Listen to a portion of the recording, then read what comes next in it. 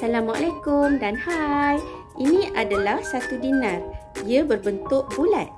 Dan ini adalah 5 gram emas gold bar. Ia berbentuk 4 segi. Antara 5 gram gold bar dan juga 1 dinar, mana yang lebih baik?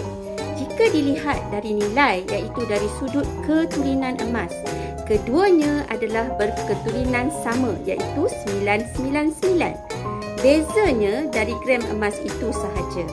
Gold bar ini beratnya 5 gram dan 1 dinar ini beratnya adalah 4.25 gram.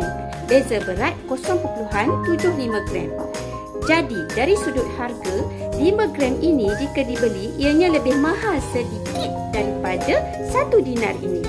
Jadi, untuk menjawab soalan yang mana lebih baik, keduanya baik untuk disimpan. Anda boleh pilih sama ada anda sukakan desain dinar yang bulat ataupun gold bar yang berbentuk petak.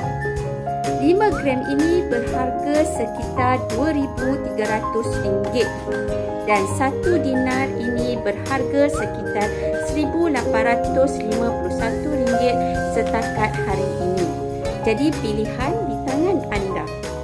Pembelian emas di public loan adalah secara online sahaja. Anda hanya perlu daftar percuma sebagai ahli public loan dan anda boleh pilih untuk membuat belian terus jika anda ada cukup wang tunai. Anda juga boleh menyimpan dalam akaun GAP, akaun GAP, sehingga anda capai gram emas yang anda inginkan. Yang ini ke atau yang ini ke atau yang mana? Dan arahkan sistem untuk menghantar emas ini ke rumah anda. Berinsurans tau. Nak mula menabung emas atau membeli emas di public loan? Bimbingan saya adalah percuma. Tekan link di bio.